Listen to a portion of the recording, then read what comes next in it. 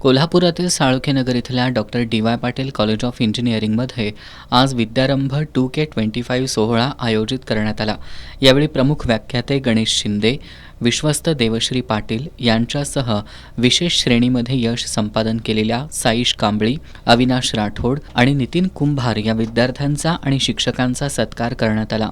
या कार्यक्रमात बोलताना मुख्य व्याख्याते गणेश शिंदे यांनी सध्या काळ बदलत असून आपल्याला देखील काळानुसार बदलायला हवं असं सांगितलं. आपल्याला आपलं भविष्य कुठं घेऊन जायचंय यावर स्वतः अंतर्मुख होऊन पाहायचंय. सातत्यानं नवीन ज्ञान, बाजारातील संधी, स्वतःतील कौशल्य ओळखून स्वतःला घडवायचा प्रयत्न करा असा सल्ला त्यांनी दिला. ट्रेंड बदलतायत तसे आपण धावतोय.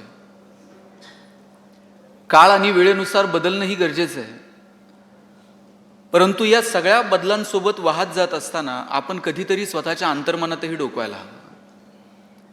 आपण स्वतःला कधी विचारत नाही की तुला नेमकं काय करायचंय. कुणीतरी सांगितलंय इंजिनिअरिंग, म्हणून इंजिनिअरिंगला जाऊयात. बहुतांशी जणांना कॉलेजला आल्यानंतर विचारलं असेल की का इंजिनिअरिंगला ॲडमिशन घेतलंय. कित्येकांना सांगता यायला नसेल की अरे आपण का इंजिनिअरिंगला आलोय. नाही, घरच्यांनी सांगितलं होतं इंजिनिअरिंगला स्कोप आहे. कुणीतरी मित्रमैत्रिणीने सांगितलं होतं की नाही, CS ला खूप चांगलं पॅकेज आहे.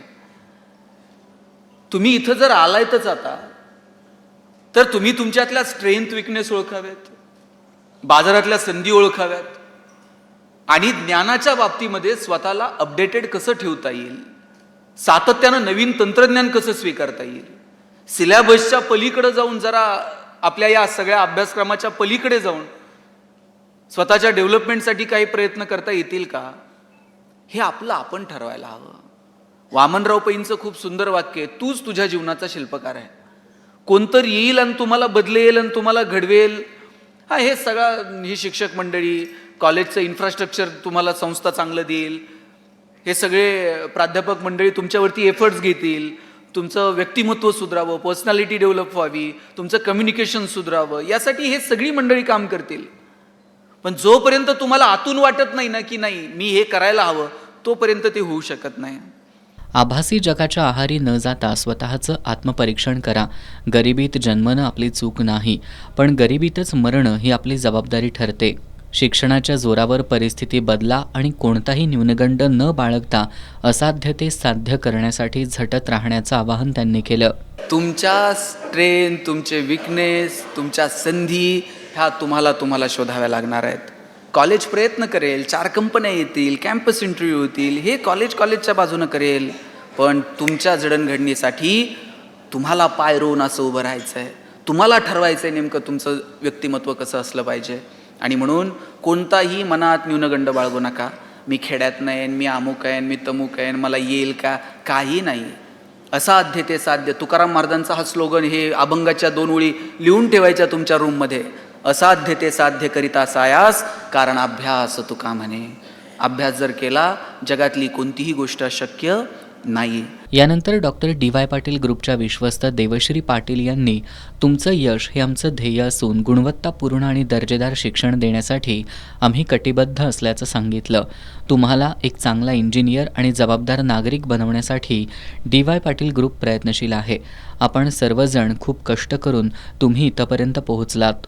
यापुढे देखील चांगला अभ्यास करून स्वतःला सिद्ध करा आणि तुमच्या जीवनात तुम्ही यशस्वी व्हा असं आवाहन त्यांनी केलं.